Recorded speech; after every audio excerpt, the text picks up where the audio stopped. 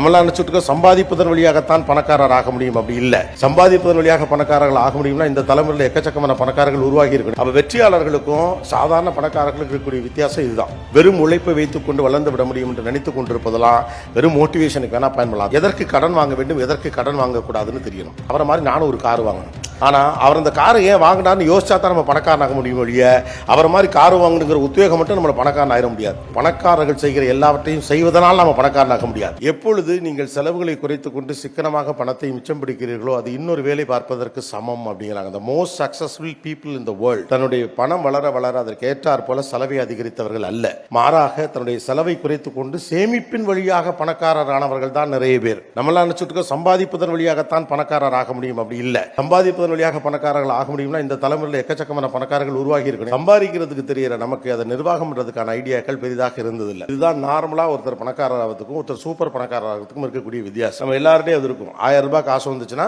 அதுக்கடுத்து 2000 ரூபாய் வந்துச்சுன்னா 1000 ரூபாய் செலவை 1500 ரூபாய் மாற்றும். நம்மகிட்ட தான் காசு இருக்கேன். இதுல கன்சர்வேட்டிவ் ஐடியாஸ் உலகம் முழுக்க ஒர்க் அவுட் ஆயிருக்கு. நம்ம வீடுகள் இங்க யாராவது டீச்சர் ஃபேமிலின்னு இருக்கீங்களா? டீச்சர்ஸ், அம்மா அப்பா டீச்சர், ஒருத்தர் அங்க இருக்காரு, அங்க இருக்காரு. நீங்களும் அதை பார்த்துருப்பீங்க. அவங்க வாழ்க்கை மாற்றம் பெருசாக ஒன்றும் பண்ணவே மாட்டாங்க. ஒரு டிவி ஸ்கூட்டி வச்சிருப்பாங்க. கடைசி வரைக்கும் டிவி ஸ்கூட்டி தான் வச்சிருப்பாங்க. சிம்பிளாக பஸ்ஸில் போவாங்க.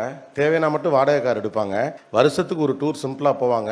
தேவையில்லாமல் 10,000 ரூபாய்க்கு ஷூ வாங்க மாட்டாங்க. சம்பந்தம் இல்லாமல் 55 இன்ச்சுக்கு டிவி வாங்க மாட்டாங்க. பக்கத்து வீட்டில் அது வாங்கியிருக்கானேன்னு சொல்லிட்டு ஒரு பொருளை வாங்கியாந்து வீட்டில எல்லாம் குமிக்கவே மாட்டாங்க. அமைதியாக இருப்பாங்க. ஏதோ சிம்பிளாக வாழ்ந்துக்கிட்டு இருக்கா நம்ம நினச்சிட்டு இருப்போம். 2 பேருக்கும் கல்யாணம் பண்ணி வைப்பாங்க. பிள்ளைங்களுக்கு 2 பிள்ளையும் டாக்டருக்கு படிக்க வச்சிருவாங்க. 2 பிள்ளைக்கு 2 வீடு வாங்கி வச்சிருப்பாங்க. ஏன்னா அவங்க பொருளாதாரம் உயர தங்கள் செலவுகளை உயர்த்தி கொண்டவர்கள் அல்ல. மாறாக பொருளாதாரம் உயர்கிற போதும் தங்கள் செலவை கட்டுக்குள் வைத்து அதன் வழியாக அசெட்டை பில்ட் பண்ணுறது. There are 2 kind of people who are walking in the world. The one is the people, those who are saving money and building the wealth.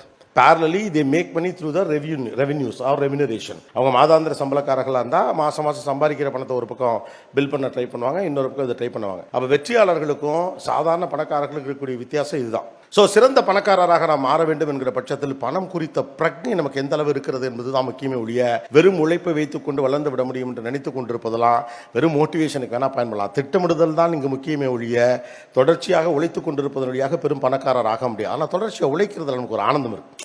ஏன்னா உழைப்பாளின்னு சொன்னால் நமக்குலாம் ரொம்ப சந்தோஷமா இருக்கும். அப்போ பண நிர்வாகம் குறித்து இருக்கக்கூடியதில் சில அடிப்படையான கோட்பாடுகள் இருக்குது அப்படின்னு சொல்கிறாங்க. முதல் முக்கியமான விஷயம், எது இன்வெஸ்ட்மெண்ட்னு தெரியணும், எது எக்ஸ்பென்சஸ்ன்னு தெரியும். 2வது முக்கியமான விஷயம், எதற்கு கடன் வாங்க வேண்டும், எதற்கு கடன் வாங்கக்கூடாதுன்னு தெரியணும். 3வது முக்கியமான விஷயம், ஆசை எது, அவசியம் எது என்பது தெரிய வேண்டும். 4வது, இப்படியாக வெற்றி பெற்றிருக்கக்கூடிய மனிதர்கள் இன்ஃப்ளூயன்ஸ் ஆக மாட்டாங்க. மார்க்கெட்டில் காட்டக்கூடிய பொருட்களை எல்லாம் வாங்கி குவிக்க வேண்டும் என்று நினைக்கக்கூடிய ஆட்களாக இருக்க மாட்டாங்க. ஆசை வார்த்தைகளுக்கு மயங்க மாட்டார்கள். அடுத்ததாக, இவங்க அடுத்தவர்களை இம்ப்ரெஸ் பண்ணுறதுக்கு ட்ரை பண்ண மாட்டாங்க. அவங்களுடைய கோலை நோக்கியே பயணிக்கக்கூடியவர்களாக இருப்பார்கள். அடுத்தது, எதெல்லாம் இப்போ ட்ரெண்டிங்கில் இருக்கோ அதில் இன்வெஸ்ட் பண்ணணும் அப்படின்னு நினைக்கக்கூடிய ஆட்களாக அவங்க இருக்க மாட்டாங்க. அவங்க என்ன ஒரு ரிசர்ச் பண்ணியிருக்காங்களோ அந்த பேசிஸில் எது ஒர்க் அவுட் ஆகும்னு அவங்களுக்கு தெரியுதோ அதில் அவங்க இன்வெஸ்ட் பண்ணுவாங்களே ஒழிய இப்போ இது ட்ரெண்டிங்கில் இருக்குது அப்படிங்கிறதுக்காக ஒரு விஷயத்தை செய்யக்கூடியவர்களாக இருக்க மாட்டாங்க. அடுத்தது, they always have plan B. அவங்கள்ட்ட பிளான் பின்னு ஒன்று எப்போதுமே இருக்கும்.